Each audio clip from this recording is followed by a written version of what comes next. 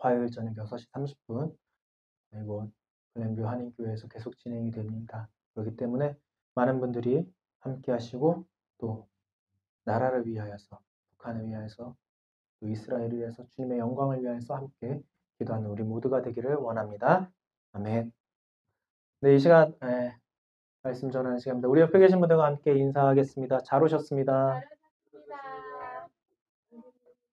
네.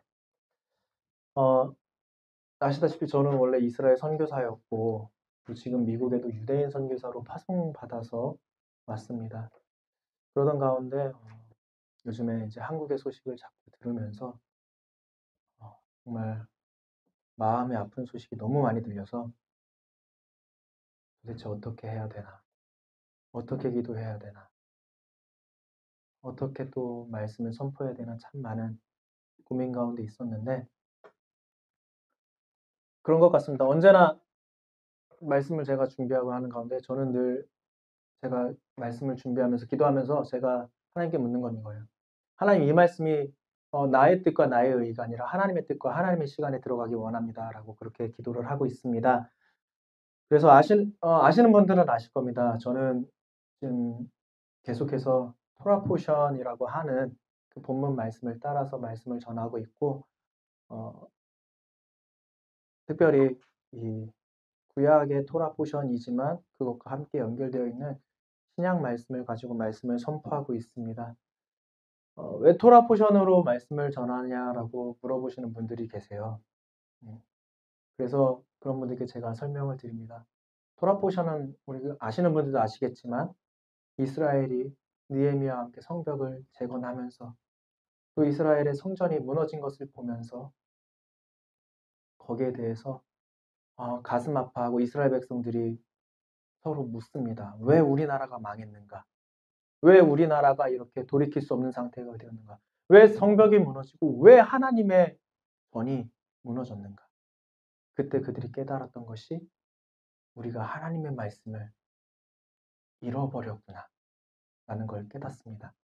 그래서 성벽을 계속 재건을 하면서 그와 함께 있던 학사 에스라를 주도하여서 하나님의 말씀을 잊지 말자고 율법을 다시 순서를 절기에 맞춰 순서를 정하고 또 그것을 가지고 그들이 읽고 하나님의 말씀을 읽고 율법을 기억하면서 회개하면서 다시 하나님 앞에 돌아가자. 다시 말씀으로 돌아가자. 다시 우리가 주님의 거룩한 세대로 일어나자라고 결단하면서 내려온 게 토라 포션입니다. 토라 포션에 대한 설명은 인터넷에 찾아보시면 더 자세하게 나오기 때문에 더 이상 길게 설명하지는 않겠습니다. 그런데 이번 주 주제 말씀이 히브리어 창세기 12장을 시작으로 하는 레크레카라고 하는 그런 본문입니다. 하나님께서 아브라함을 부르실 때 그 부르심에 대하여서 이렇게 정해진 말씀입니다. 하나님께서 아브라함을 부르실 때 이렇게 말씀하셨어요. 너는 너의 고향과 친척과 아버지의 집을 떠나 내가 너에게 보여줄 땅으로 가라. 이 말씀이 레크레카입니다. 그냥 단순하게 너는 가라라고 말씀하신 게 아니라 히브리어로는 너 자신을 위하여서 떠나라라고 말씀하신 겁니다. 영어로는 go for you가 되겠습니다. 하나님께서 아브라함에게 너가 사랑하는 것, 너가 의지했던 것, 너가 중요하게 생각했던 것들을 버리고 하나님의 약속을 향해 떠나라라고 명령하십니다. 그래서 아브라함의 여정은 떠남으로 시작되었고 믿음으로 완성되었습니다. 그래서 우리가 오늘 읽었던 이 본문 말씀에서 사도 바울은 이 사건을 죽은 자를 살리시며 없는 것을 있는 것으로 부르시는 하나님이라고 선포합니다. 이 부르심은 아브라함만의 이야기가 아니라 오늘 우리를 향한 하나님의 부르심입니다. 하나님은 이 시대에 주의 거룩한 교회들과 기도의 용사들과 우리 믿는 자들에게 이렇게 말씀하십니다. 레크레카, 너를 위하여 떠나라. 하나님 과연 우리에게 무엇에서 떠나라고 하시는 것일까요? 종교적인 습관에서 떠나라고 하시는 겁니다. 습관적으로 교회에 나가서 예배 자리에 앉아 있는 것. 그냥 세속적인 안락함을 쫓아가는 삶에서 떠나라고 하시는 겁니다. 내가 우상으로 삼았던 것에서 떠나라고 하시는 겁니다. 그 모든 것을 떠나서 믿음의 길로 들어오라고 말씀하시는 겁니다.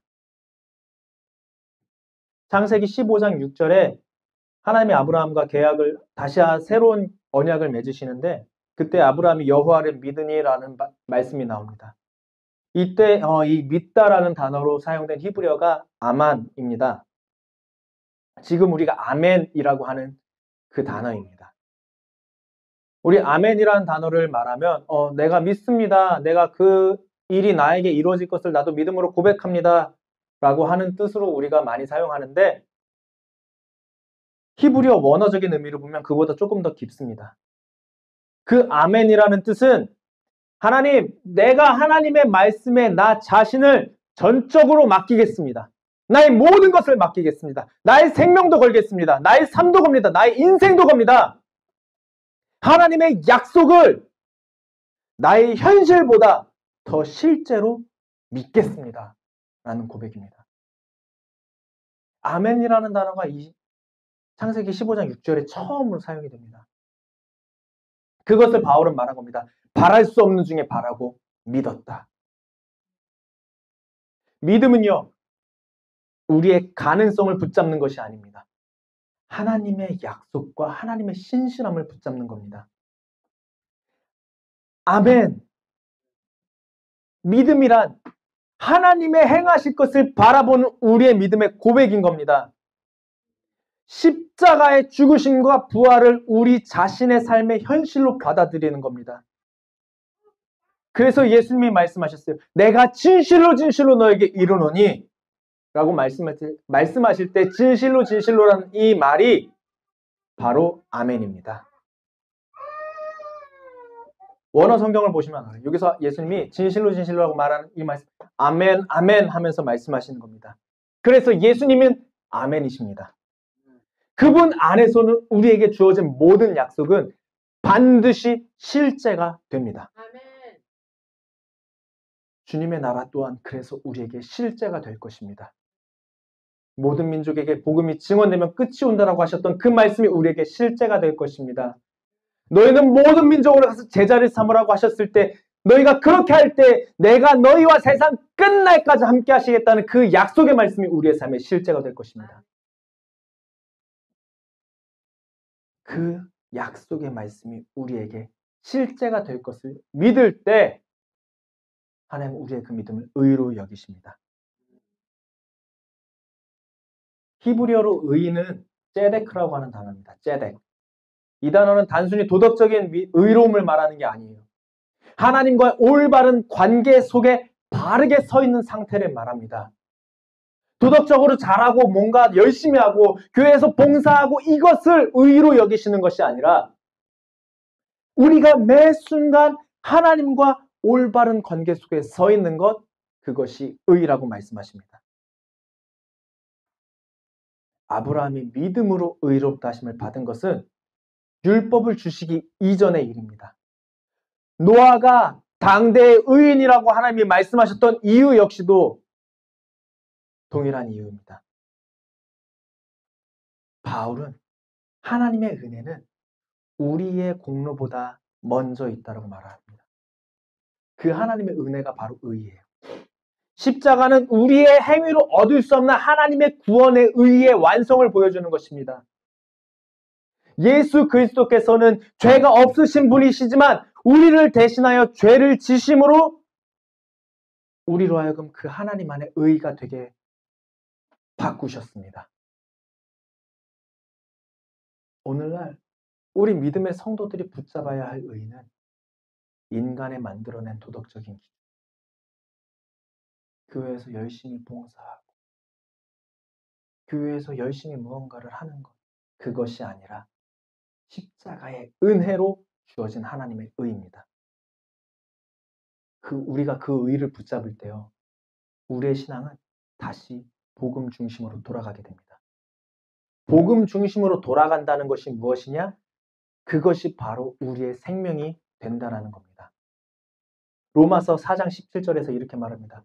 기록된 바 내가 너를 많은 민족의 조상으로 세웠다 하심과 같으니 그가 믿은 바 하나님은 죽은 자를 살리시며 없는 자를 있는 것으로 부르시는 이시니라. 이 말씀은요, 히브리어적인 개념으로 하야에서 나옵니다. 창세기 2장 7절에서 하나님이 아담의 코에 생기를 불어넣으실 때 사용된 단어예요. 이 단어는 죽은 존재에게 생명을 불어넣으시는 하나님의 창조의 능력을 말씀합니다. 아브라함과 사라는 육신적으로 죽은 것 같은 몸이었어요. 그러나 하나님은 그들에게 생명을 불어넣으셨습니다. 그 사건은 십자가의 부활의 모형이 되었습니다. 예수님께서 십자가에서 죽으시고 부활하심으로 우리에게 새로운 생명을 주셨어요. 그 생명은 믿는 자 안에 들어올 때, 그 생명이 믿는 우리 안에 들어올 때 그 영혼은 살아나게 될 것입니다. 이것이 우리를 위해 죽으신 예수 그리스도의 십자가의 그 구속사의 핵심이고 지금 이 시대의 교회를 부르신 이유입니다. 교회는 이 부활의 생명을 증언하기 위해 존재하는 겁니다. 그렇기에 죽은 것 같은 교회 안에 예수 그리스도의 십자가가 있으므로 살아날 수 있습니다.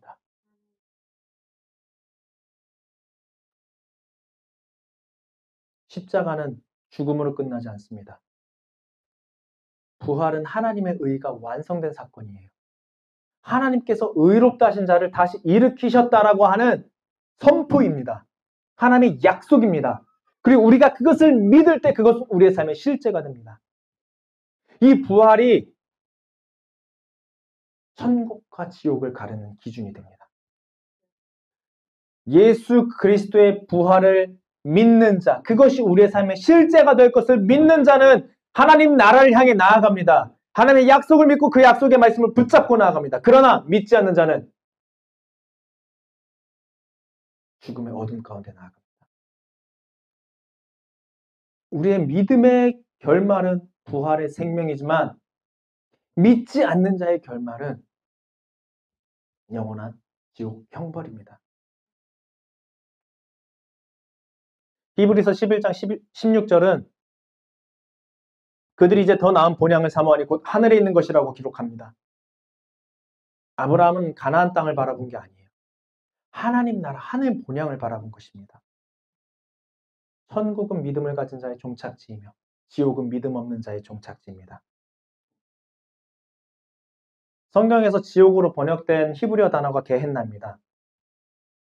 게헨나는 히브리어 게이 흰놈, 다시 말하면 흰놈의 골짜기라는 지명을 배경으로 생겨난 단어입니다. 이 흰놈의 골짜기는 예루살렘 남쪽 지역에 위치했어요. 옛날에 이스라엘 백성들이 몰렉에게 자신들의 부를 위해서 자기 자녀를 불에 태워 바치던 장소였습니다. 그래서 예레미야 선지자는 그래서 이곳을 살육의 골짜기라고 부르면서 하나님의 심판을 경고했어요. 이후 유대 전통에서는 이 게헨나는 악인들이 심판을 받는 불타는 장소의 상징이 되었고 예수님 시대에는 쓰레기와 시체가 불타는 골짜기로 변해 있었습니다.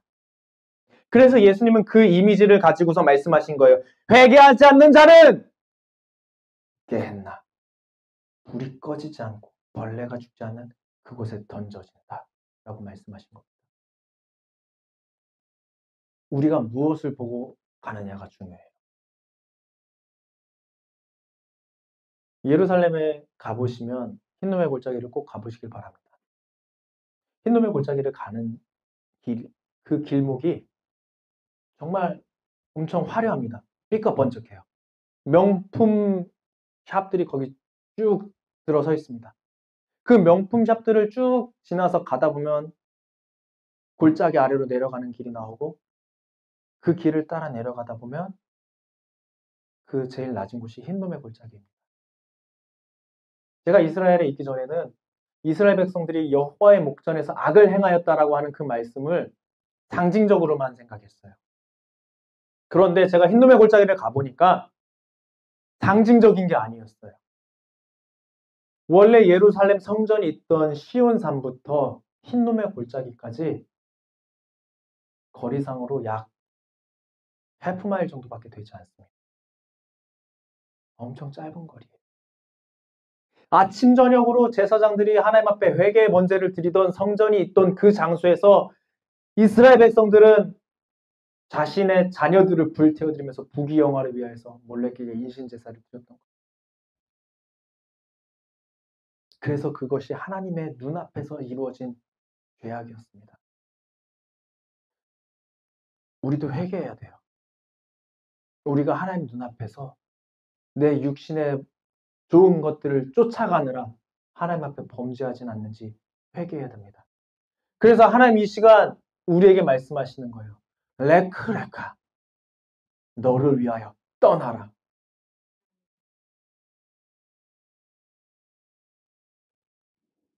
흰돔의 골짜기로 가는 길과 성전으로 가는 길은 처음에는 같은 길입니다. 그러나 중간에 갈라집니다. 믿음으로 사는 자는 눈에 보이는 것을 따라가는 것이 아니라 그늘이 하나도 없을지라도 하나님의 성전을 향해 나아가는 것입니다. 오늘날 우리는 아브라함의 믿음을 말합니다. 하지만 우리는 아브라함처럼 떠나지 못하는 것들이 너무도 많아요. 말씀을 들으면서도 레크레카의 순종이 우리 가운데 사라지고 있습니다. 저희가 한국에서 선교사로 나아가기 전에 많은 분들을 만났어요. 젊은 부부들도 만났고 또 나이 많으신 분들도 만났습니다. 그분들이 저희가 선교사로 떠나는 걸 보면서 이렇게 말하세요. 아, 너무 부러워요. 저도 선교사로 하나님이 부르셨는데 못 떠나네요. 저희가 물어봅니다. 제가 물어봐요. 왜요? 하나님 말씀하셨잖아요. 왜 안 떠나세요? 젊은 분들은 말합니다. 제가 먼저 돈을 벌고 좀 생활이 안정되고 난 다음에 그 다음에 선교사로 떠나려고 합니다. 혹은 나이 많으신 분들은 이렇게 말씀하세요. 제가 이제 은퇴가 얼마 안 남았으니까 은퇴할 때까지 좀 돈을 모았다가 제가 은퇴하면 제가 모은 돈 갖고 선교사로 나가려고 합니다. 그러나 하나님의 말씀은 우리에게 명령하십니다. 레크레카, 떠나라. 지금 너 자신을 위하여 떠나라라고 말씀하십니다. 우리가 무엇을 바라보고 있습니까? 우리가 무엇을 우리의 우상으로 삼고 있습니까? 세속의 자리에서 종교적인 행위에서 떠나라고 말씀하십니다. 그리고 하나님의 부르심을 순종하라고 말씀하십니다. 개인적인 회개는 먼저 믿음의 자리로 돌아오는 것입니다. 하나님 앞에서 아멘이 사라졌는가를 돌아보아야 됩니다. 지식으로만 남은 믿음을 성령의 능력으로 다시 살려야 합니다. 성경 공부를 하고 성경을 수많이 그 역사적인 배경과 지식을 안다 할지라도 그 말씀이 우리의 삶에 아멘이 되지 않으면 우리는 잘못된 길을 가고 있는 것입니다. 하나님의 말씀은 살아있습니다. 그 말씀은 예전이나 지금이나 앞으로나 동일하십니다. 그 말씀은 예수 그리스도이기 때문에 지금도 우리와 함께 하십니다. 그렇기에 우리는 말씀하실 때 그 말씀에 순종하는 믿음으로 나아가야 됩니다. 우리가 말씀을 믿음으로 순종할 때 하나님 반드시 우리의 삶 가운데 역사하십니다. 지식으로만 남은 믿음을 성령의 능력으로 다시 살리기 바랍니다. 내 안에 죽은 부분을 하야 하나님의 생명으로 다시 살리기 바랍니다. 우리의 회개는 믿음의 본질을 회복하는 것입니다. 세상의 성공 모델 따르지 않기 원합니다. 하나님의 말씀과 생명의 능력 위에 서기 원합니다. 교회의 부흥은 프로그램이 아니라 회개에서 시작합니다. 하나님께서는 각 시대마다 한 사람을 통하여서 새 일을 행하셨습니다.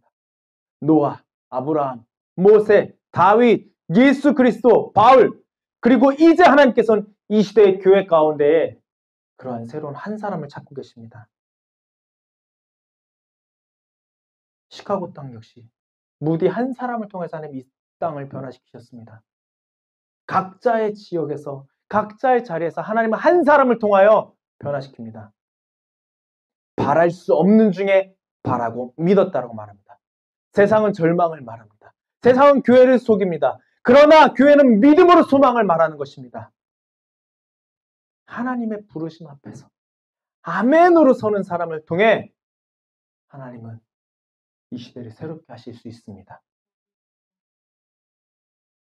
믿음의 시작은 떠남이고 믿음의 여정은 의로움이고 믿음의 완성은 생명입니다. 이 세 단어가 한 성도와 한 교회를 살립니다. 그리고 지역을 살리고 나라를 살리고 민족을 살릴 수 있음을 믿음으로 선포합니다. 하나님께서 말씀하신다. 내가 너를 부른다. 너는 나의 약속을 믿고 일어나겠느냐? 나의 약속을 믿고 떠나겠느냐? 일어나라! 깰지어다! 나는 죽은 자를 살리며 없는 것을 있는 것을 부르는 하나님이니 나의 말씀을 붙잡고 일어서라! 라고 말씀하십니다. 오늘 이 말씀 앞에서 우리는 게헨나의 불길이 아닌 하나님의 나라의 소망을 향해 나아가는 교회와 성도님들이 되기 원합니다. 이제 우리 같이 기도하기 원합니다. 주님, 우리의 믿음이 우리 입술의 고백에만 멈추었음을 고백합니다.